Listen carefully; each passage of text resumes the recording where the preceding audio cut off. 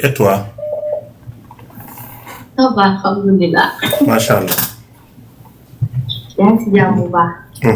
maa ngi ci jàmm bu baax. yàlla na yokk. Amin. alhamdulillah. am sa depuis temps yi maa ngi lay bëgg a woo. Ouais. jéem naa ma jot nañu ko xam naa kenn ko yore tuddoo. I'm so sorry about that.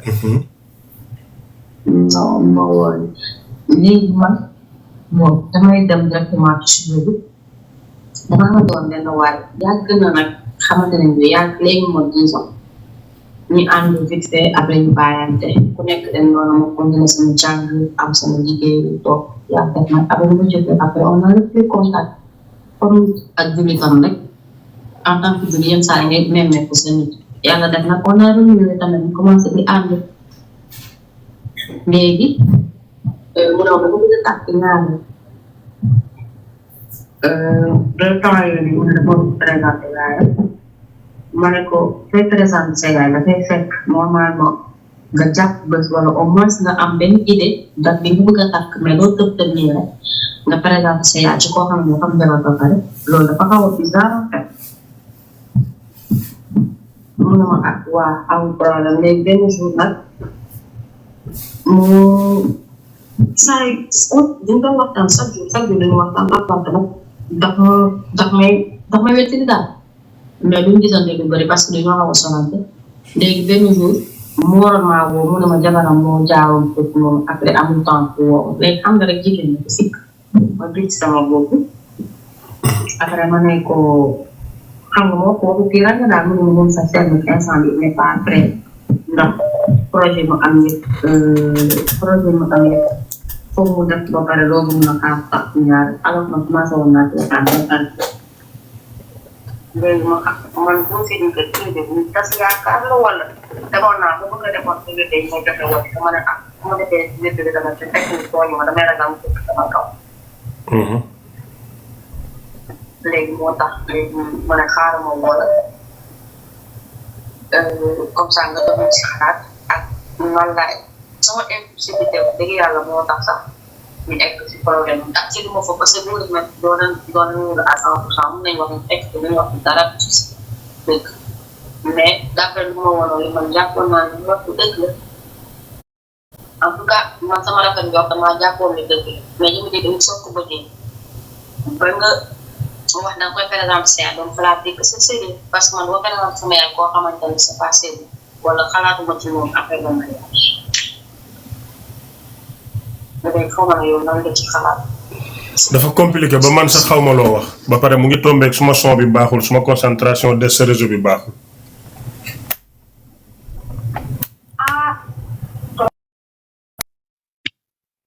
xaaral ma déplacé ma ne dama xamante woon ak benn góor xamante nañ bu yàgg def na ëpp na 5 ans ci ginnaaw léegi boobu dafa fekk ni man ñu ànd vite fait léegi jabar ji yokkoon nag indil ko problème yi bàyyante man ma continuer sama jàng continuer sama ba ma yàlla def na instant man maa ngi liggéey léegi ñu déggante commencé déggante temps yee ne mu ne moom ba tey daf maa bëgg problème bu mu amoon rek mais moom ba tey daf maa bëgg te daf maa bëgg a takk su dul man moom du am ñaareel léegi man tamit ma gëm ko parce que war na ma loo xamante ni war naa ko mën a gëm sérieux na day daf may woo chaque jour su ma amee sama problème parfois daf ma ciy jàppale daf may yónnee xaalis de temps à autre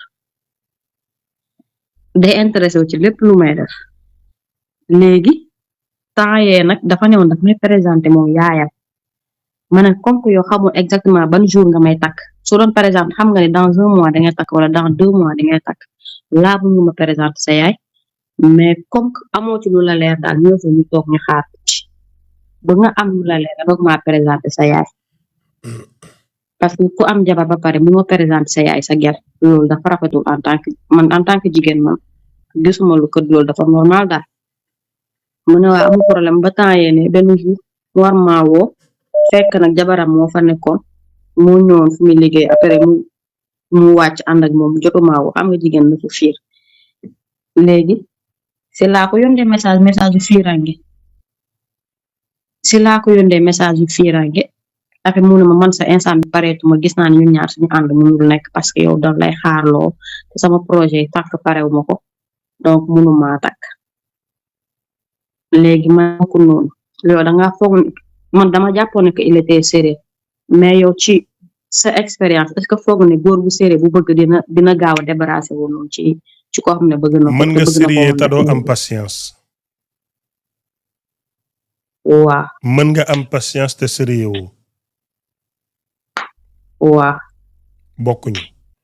li ma la mën a wax te wax la ko mooy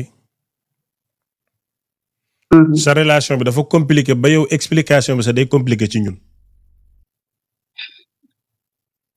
dangay dem nga dem def listixaara waa nga ñaan yàlla bu dee mooy li gën na am bu gënul na bàyyi jullit bu jaaxlee na def listixaara.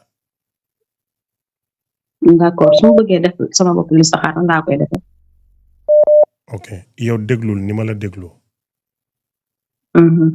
jullit am na yenn situation yi bu ca tolloo te jaaxle na def listixaara. listixaara nag nekkut résultat booy dem gis naan fii la xar mi jaar ak fële la dem déedéet. listixaara mooy nga wakkirlu ci yàlla ñaan moom mu tànnal la li gën ci yow. da ngay julli ñaari rakka saar bu la neex jàngal naafila la.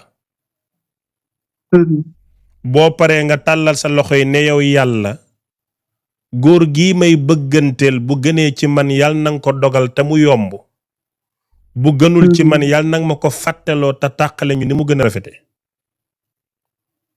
boo paree nga ñaan dem tëddi na la amul connecté téléphone amul waxtaanaat amul dara jug rek dem tëddi di nga gént lu leer wala nga yeewu rek fàtte ko lu ma la digal damay fen ndax yow dafa compliqué ba li nga wax sax dafa compliqué pour ñun ñu comprendre waaye compliqué wul ci yàlla moom mën na koo faj te doo expliqué.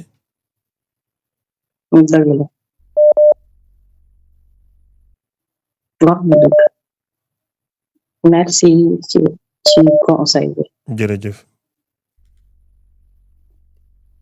yenn saa yi sa relation mbëggeel jaxasoo noo xam ne koo ko expliqué sa day jaxase yàlla rek la ci mën a dimbali. wallaahi lazim allo. allo salaamaaleykum. maaleykum salaam. sëñ bi noo def. maa ngi fi maa ngi ci jàmm. waaye yaa ngi ci jàmm bu baax. waaw maa ngi ci. man dama amoon quelques soucis temps yi ma bëggoon la woo partage. da ngay teg sa écouteur bi sori sa ventilo bi wax ji mën a leer s'il te plaît. bul yàkkamte bul ne def naa ko def ko rek te wax ñu ngi patient. écouteur bi peut-être haut-parleur bi la kon. génneel haut-parleur bi te sori ventilo bi. waaye c'est fait def naa ko. c'est bon maintenant yaa ngi may dégg. waxal. man dama nekkaloon ak benn xale bu góor léegi man ak moom ñu am 3 ans man maa ngi Sénégal mais moom mi ngi Europe léegi nag fan yi yële passé dafa ne woon dafa yónnee pour ñu may ko jabar léegi ba mu yónnewee ay mbokkam ñu ne dañuy indi premier cadeau après ñu indi benn somme boo xamante ni suñu waa kër yëpp dañoo nekk di ci wax ay wax yoo xamante ni. ñaata leen indi.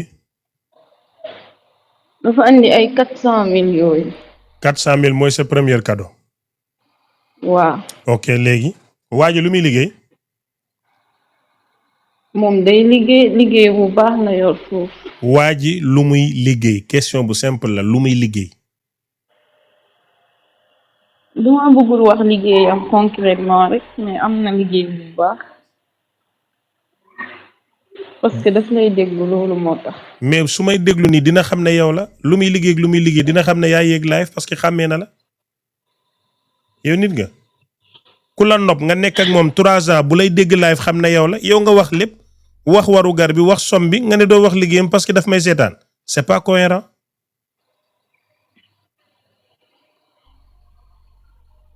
c'est vrai. wax ma lu leer ma tontu la lu leer. lan lay liggéey. Bon bureautique lay def mu ngi ci lépp lu jëm ci entreprise yi yëpp loolu daal lay liggéey de façon générale. léegi liggéey mooy de façon générale wala lan. ma ni bureautique la lay def. maanaam mu ngi bureautique mooy lan liggéey madame. na ma lii lay liggéey ci bureau bi. bon ci bureau bi mu ngi liggéey ci lépp lu jëm ci ay maintenance lépp lu jëm ci maintenance kii nu mu tudd. hey gestionnaire la wala lan. waa gestionnaire mën na nekk gestionnaire. mais xamoo li gën a wër mooy xamoo lu muy liggéey. xam naa lu muy liggéey. lan lay liggéey dama kaa bëggul wax. ok amul problème continue. léegi nag ba mbokkam yi ñëwee ba indi loolu léegi nag sama famille nekk di wax naan kii lii lay indi affaire yooyu jaxase ma ku nekk di wax kii di wax fii kii di wax fële léegi man da xamatuma lan laay def ci loolu ñu naan kii maanaam ñi nekk Europe ak ñi nekk Sénégal léegi amatul benn différence patati patata lu ne affaire bi jaxase ma nag fan yi ma wax ak moom sax téléphone concrètement parce que damay bañ a su ma waxee ak moom loolu feeñ ci samay wax après muy vexé wu mais dama jaaxle trop wax dëgg yàlla. lan moo la jaaxal li ma jaaxal wax ni suñu famille di wax chaque jour te mën na koy jot wala bokkam jot ci affaire yi andil ma ay complications wala dara te xawma dama see war a waxtaan ak moom wala dama war a bàyyi mais daf lay même bu kiiwul maanaam day dem après YouTube moom day seetaan say live YouTube chaque instant même après day dem di ko replay di ko seetaanaat. ok amul problème may naa la loolu. gis nga sa mbokk yi ñoo nekk ci dëgg. jigéen boo nekkal 3 ans de relation. kooku mënut laa bett na danga koy takk te yow nga ne am na liggéey bu baax góor gu am liggéey bu baax nekk ak jigéen ñetti at pare pour takk ko indil ko benn sagaru 400,000 francs waru gar loolu saaga ndey la tuuni bëy laa ciy jënd supp ba mu neex lekk toog di ko xool 400,000 pour lan la lu mënta jënd savo bu baax nga dem tànn jigéen bi la doy ci mboolem jigéeni àddina mu am ay mbokk ami nawle dëkk ci dëkk bi nga war koo teral di ko jox benn sagaru 400,000 après 3 ans de relation te yow nga ne jàng na ba liggéey mu ngi ci bureautique tout est bureautique da koy def information labor ak gestionnaire ak management ak maintenance yëpp la waaj di liggéey tout est bureautique pendant 3 ans de relation lu mu la mën a teralee ci sa biiri nawle ci sa biiri waru gar mooy benn 400,000 dafa tuuti. Sénégal nag ñooy naa fekk non c'est te yàlla tax la 400,000 na ci jàpp yàlla waxul kenn dara ëllëg mën na baax ci ku ko amul. kii ku soxor la kii ku nay la kii ku la ñàkk considéré la gis nga nit boo ko bëggee te am ko mën ko da nga koy dimbale ku amul man waxuma ku amul man ku am laa wax ki ko mën laay waxal ki ko mënut moom ba yéen ñi ñàkk dimbale leen ma amul kaas ak kebetu tudduma leen waxuma leen ndax amu leen lu ngeen joxe waxuma leen de. yéen bokku leen ci waxtaan bu ngeen fi nekkee di fipp di kii awma problème yi tudduma leen ba tey waxuma leen yéen maa ngi wax ak ki ko am mën ko di takki jabar di ko jox 400,000 man ci kii laa ne naqari ngeen deret gaaw ngeen a mer gaaw ngeen a gis seen bopp te lu ñu leen wax ngeen ne yàlla waxul loolu islam dee ne nii jabar su xaalis bi néewee lay gën a barke amul problème seen waxi ko ñàkk yooyu yàlla na leen ci yàlla génnee tudduma leen ba tey foo fekk ko ñàkk day naqari deret gaaw a tontu mais waxuma leen waxuma leen de noppi leen gis nga yow amut c'est-à-dire danga koy woo nga ne ko suñu waa kër yi dañoo xeeb sa 400,000 ba pare dama bëgg nga am fayda gis nga bukki bu ko ya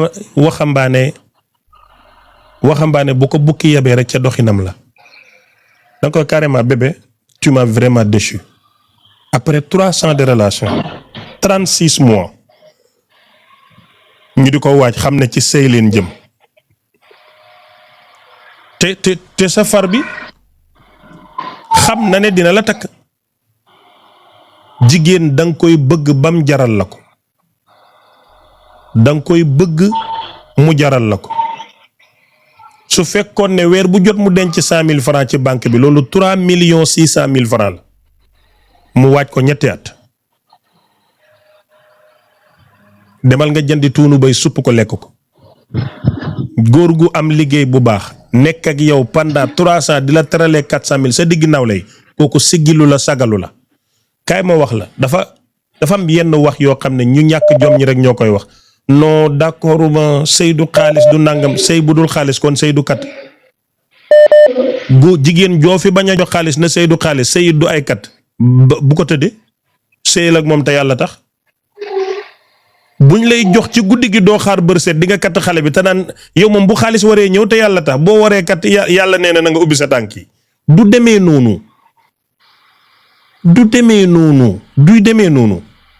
dama bëgg ngeen déglu ma bu baax sëy étape la jamono bi ngay doxaan na wax ji neex te dëgg muy benn étape boo doxaanee ba xale bi cëpp passé nga doxaan génn neexalante la ak muñalante nga bégal ko mu bégal la nga neexal ko mu neexal la ngeen muñalante loolooy génn bu ngeen ko passé day tegee boor bu ngeen ñëwee ci takk nag dafa am lu mbokk yi moom am loo moom am lu yàlla moom li yàlla moom mooy seede can waxtaan ba déggoo ci mbooloo loolu yàllaa ko moom sunna la na ngeen ko mëtal li mbokk yi moom mooy teraanga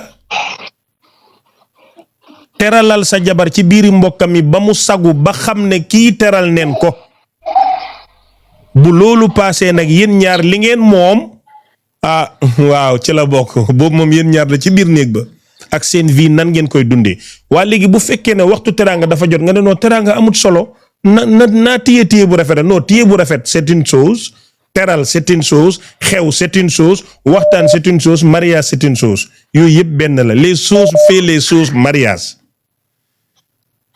mais yow soo demee ba ci joxeem xaalis nga exclure ko ne sëy te yàlla tax bu katt jotee na nga ko exclure ne du ma tëddee te yàlla tax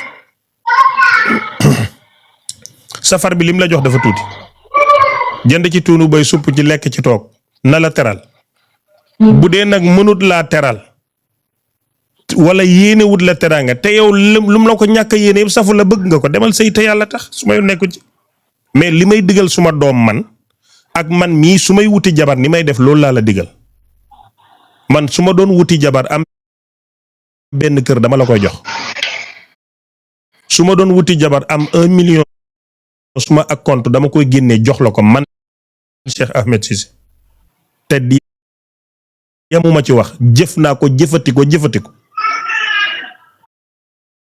loolu laa xam man te loolu ma xam sunna moo ma ko jàngal li ma sunna jàngal nag loolu rek laa la mën a digal dafa tuuti de 400 000 ñetti at ci góor guy liggéey su doon suma doom duma ko may billaahi su doon suma doom duma ko may Seydina Aliou yónnantoo ko yar muy mbokkam ba mu koy may doomam Fatima daf ne seen waa ji moo gën a ñàkk na dem uti lum teralee jabaram Seydina Aliou demal man weddiwuma la mais man ci lii laa ne man fii laa ne fi man ne nag laa lay woo boo bëggee ñu teral la boo bëggul nga dem. D'accord. waaw jërëjëf tuuti na de 400 000 tuuti na trop ci jigéen laadum bu baax sax mënoo ko am 500 000 ngay tagg jigéen di ko jox 400 000 cim mel ni Saalum ñoom ñoo lay jox 20 junni te di ko rëy gune nga min gi de fa doon jàmbar 20 junni de la jox jabar ji 20 junni mooy 100 000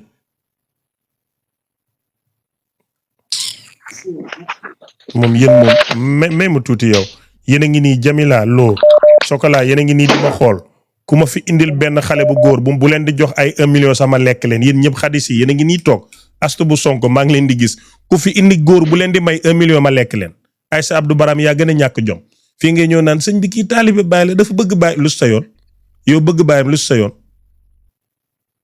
bu bëggee Baay na dem ci Baay Ñas ñoom ñaar la man ku la bëgg laay seet 1 million sax ku ko fi indi ma lekk la teraanga 1 million mooy lan yéen 1 million bu ñu leen ko joxee da ngeen may yokk fitna man su ma waree sol dara rek ñëw pour teral leen rek pour def ak yéen 1 million lu ma ci mën lan laa mën ci 1 million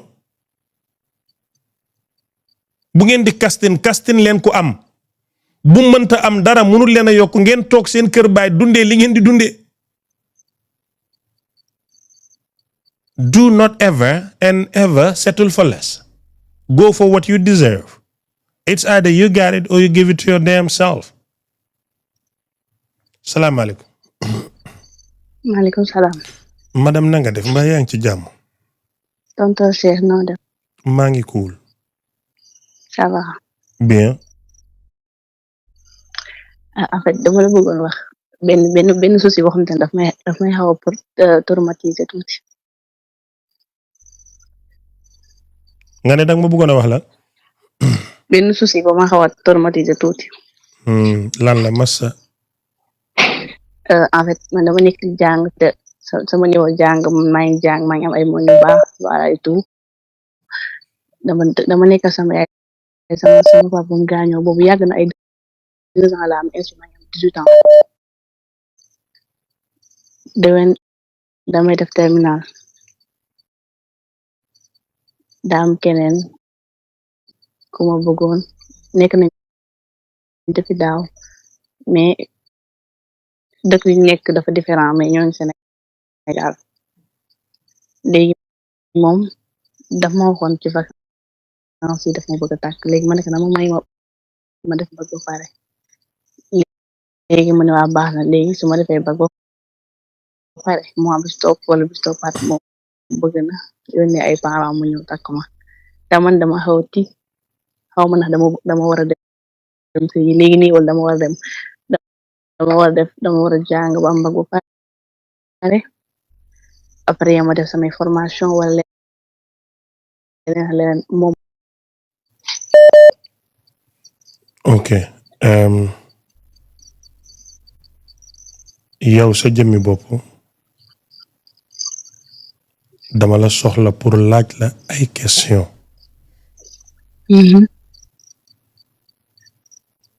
su ma la laajee question yooyu nga tontu ma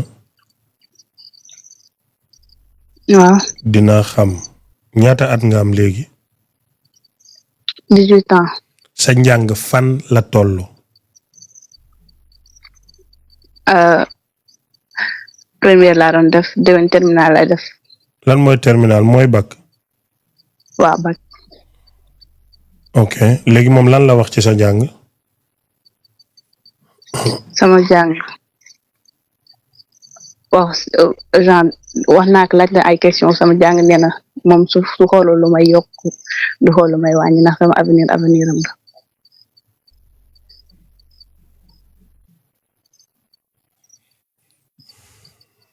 ok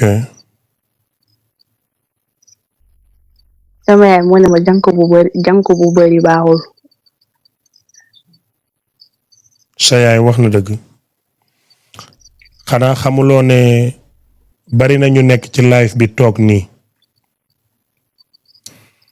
dañoo sëyoon tas wala amoon far nobut leen ñu toog benn at boobu moo tere ne ba 10 ans amuñ jëkkër ñu ngi nii toog di xujjaaral koo ci gis nag espace am moo ko gënal àddina ak li ci biir bëgg na góor waaye buñ ko ne tey ñu takk la fit bi danaan pëf day mel ni tey mu dee den lay nopp bay bugg a dee te duñ nemesee ñu ngi nii toog ñu ngi nii yéen a ngi nii toog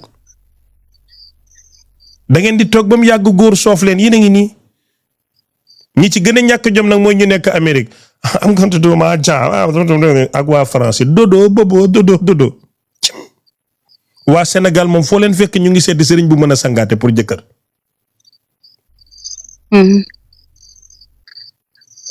en plus ba pare man suñu famille sama mag yëpp kenn sëyeegu si am na ñoom ay 27 ans ak lu ko ëpp ñoom ñëpp kenn sëyeegu si te man bokk naa si ñu si gën a ndaw ba pare man ki ma nekkal dafa may defar ay support may jàng ay cours et tout en ligne affaire yooyu noonu.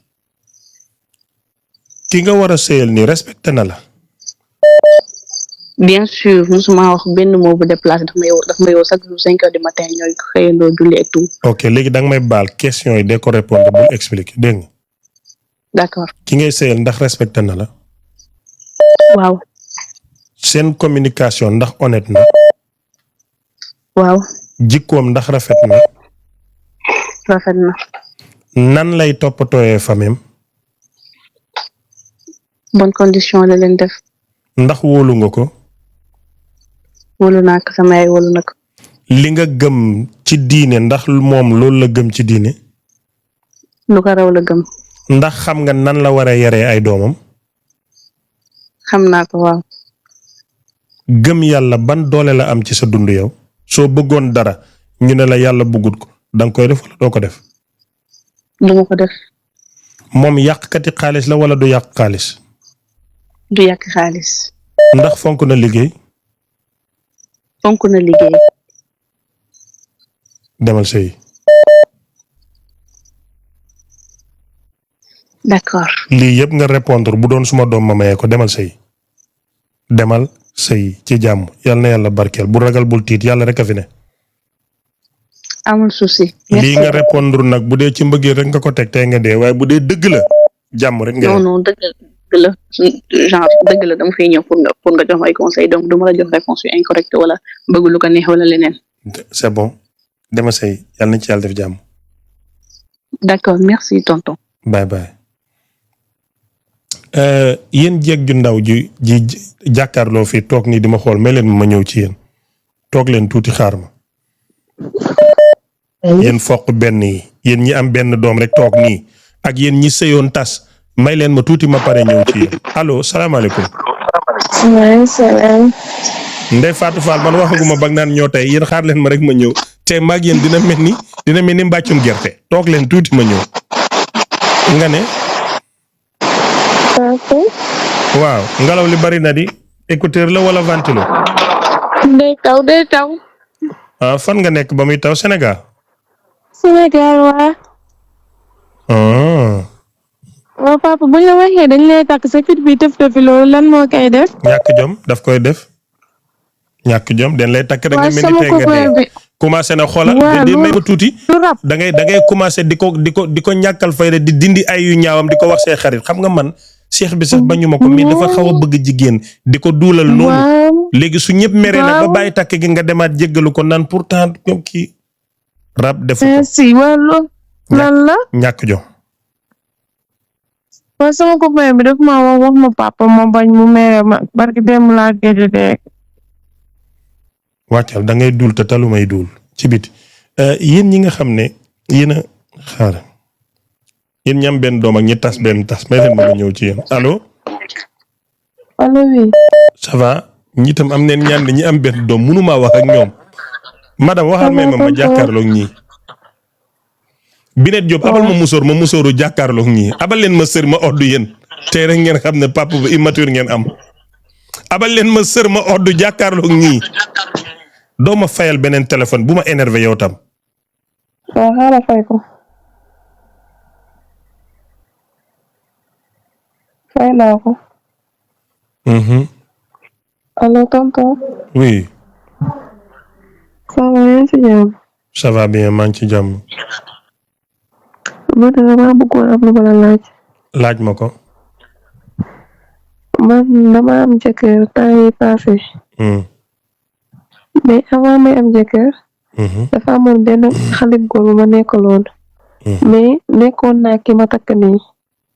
mais xale bu góor bi laa la seetal yi. bala ngay am jëkkër da nga amoon far. waaw ñoom ñaar ñëpp naa doon xaaral te jamono bi ngay am far kii nga sëyal nii yaa ngi nekkoon ak moom. waaw ça veut dire que ñaari far nga amoon kenn kee la takk. waaw kenn kee ma takk mais ku ma takkul ñu laa ko doon a jox bopp. mais dama nekk si say nii mais kooku dama koy xalaat chaque jour. dafa la daan tëddee wala du la daan tëddee. non non mosuma tëddee dañ naan flirté yooyu mais ki ma takk nii. da ngeen naan def mosuma flirté. non non ki ma takk nii mosuma seq dara. ki sa xel mi di dem te sëyu leen kooku da ngeen daan def fawum taat waaye du daan pénétrer. non non du flirté rek nga naan def. ok.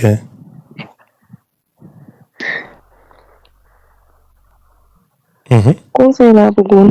conseil ci lan. li ma koy xalaatee noonu et tout parce que sama jëkkër ba ma takkee ba tey nekkul Sénégal conseil ma ko suñu mariage boobu ba tey. dafa dama koy xalaat chaque fois. madame.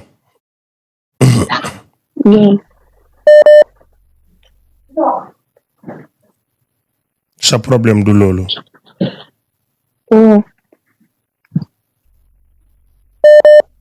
xam nga lan mooy sa problème.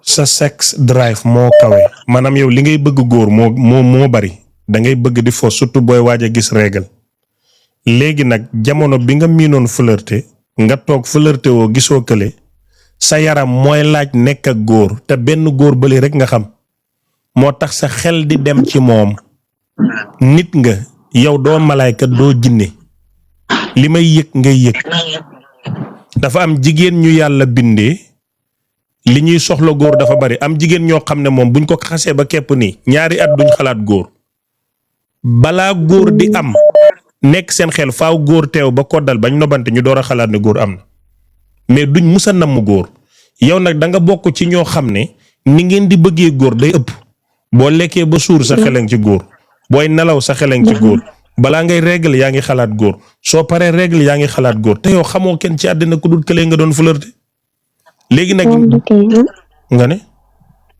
moom rek lay xalaat chaque fois. dégguma li nga wax. man ne moom rek lay xalaat chaque fois. li tax nga xalaat ko laa la wax. dégg naa la. loolu raison bi dafay dal du yow kenn rek yaa ko wax rek mais ñu toog ñu bari nii daf leen di dal. léegi nag sa jëkkër ngay wax mu ñëw danga ko naan ñëwal yonent yàlla Muhammad moo tax mu waxoon ne bu kenn bàyyi sa jabar ginnaaw 3 weer xamoon na ne ñu mel ni yow am neen te jullit ngeen léegi nag gis nga boo dof-dofloo waa ji gis nga jamono ovulation jamono bi ngay toog noonu sa xel bis bu la waa ji message woon ban iri la da ngay dem te gis nga yaa ngi ci buumu sëy boo ko defee benn yoon di nga ñaareel di nga ñetteel waxal sa jëkkër mu ñëw wala mu yóbbu la su ko munut mu may la baat nga dem yow munoo muñ góor da nga bëgg góor. ok xaw ma lan la xale bu góor bi damay bokk envoyé message bi mais yenn saa yi damay dem ba tiis sax du ma ko bëgg a tontu mais sama xel mi day nekk si moom chaque fois. kon commencé nga message ante bébé. waaw. hey yàqu nga bul message. boo message di nga woote boo wootee di nga dem te boo demee booy dem caaf xëf. dinaa ko bàyyi kooku. waaw bàyyil message yi laa bul message de. sang bi am na boode mais kooku lu ma taxawaloon neexoon na de. waaw xam naa ne neexoon na xam naa lépp mbirum taat moom loo ci bëgg a wax doom xam naa ko waaye neex bi du àdduna. bañal bul message bul dem yaa ngi ci buumu sëy yàlla dafa foor de gis nga bànneex daanu nu mu neexee yàllaa ko gën a foor. waa ragalal yàlla. man kay man damay julli chaque fois. déet mbirum copparet bu tëb ak cuusu taxaw moom julli mënu ci dara. xam naa ko man yenn saa yi damay julli 2 heures ba pare. waaw sama xel bi nekk si nga tooy xeeb lii tuuti.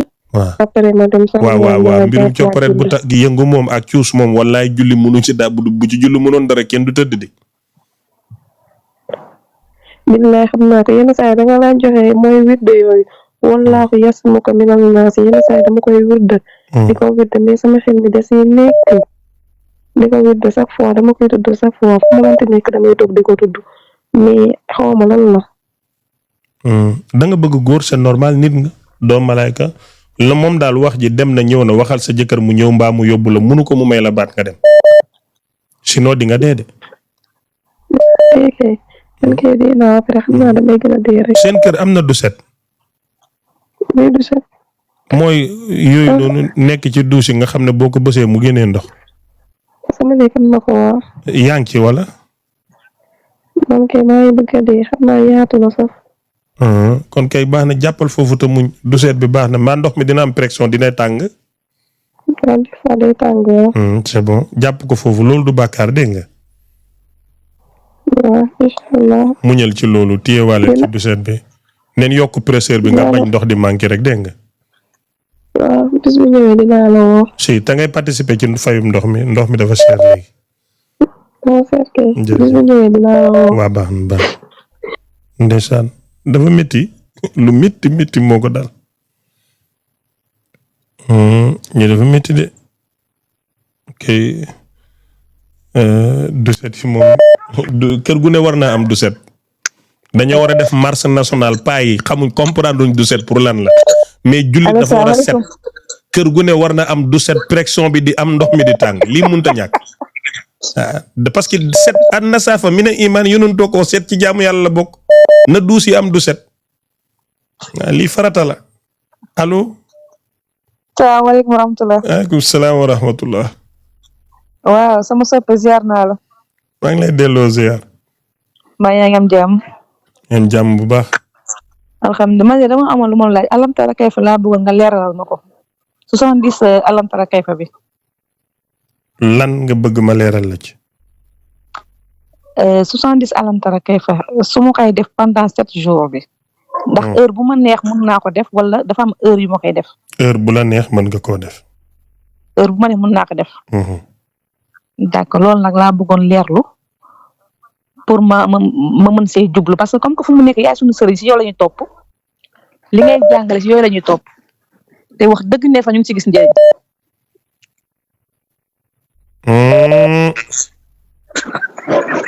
7 jours alam tara kayfa xalaataat ko bu baax am ngeen doom. am nañ donc. doo bëgg a def loolu. billaahi doo ko bëgg a def. même boo ko defee ni di nga ko réccu ci kanam. def ko benn yoon doy na juróom-ñaar bari na dema dem. d'accord incha allah kon dégg naa la. non dafa bari parce que am ngeen doom am na nu muy walaakaana sa bàyyi doom moo walaakaan. góor goo amal doom bokkut ak koo amalul doom góor goo amal ay doom bokkul ak koo amalul ay doom. jigéen ju mer jàkkaarloog yàlla juróom-ñaari fan alam tara kayfa wax dëgg yàlla soo ma déggalee doo ko def. d'accord incha allah. def ko benn yoon ta toog seetaan. d'accord incha allah. deuxièmement mooy dama bëgg di julli jóg fajar julli mais wax dëgg neex fa yàlla daf damay yeew fajar mi pour ma jóg julli c'est tout un problème loolu nag daf ma traumatiser su ma gisee kenn ku jóg fajar julli dama lay naw léegi nag astuce boo xamante ne damay jóg fajar julli lay ut jamono ji yàlla xam na ko te damay bëgg a jóg fajar gi di julli. loolu moo dal ñëpp itti rek la amul leneen amul ñaan bu koy def amul dara da ngay jéem a am jom rek bu fajar jotee nga jéem a jóg julli c'est tout amul beneen secret loolu bu amoon man mii ma def ko. kon baax. waaw bu amoon man mii suma bopp dama koy dem def. merci beaucoup tonton merci jërëjëf. jërëjëf.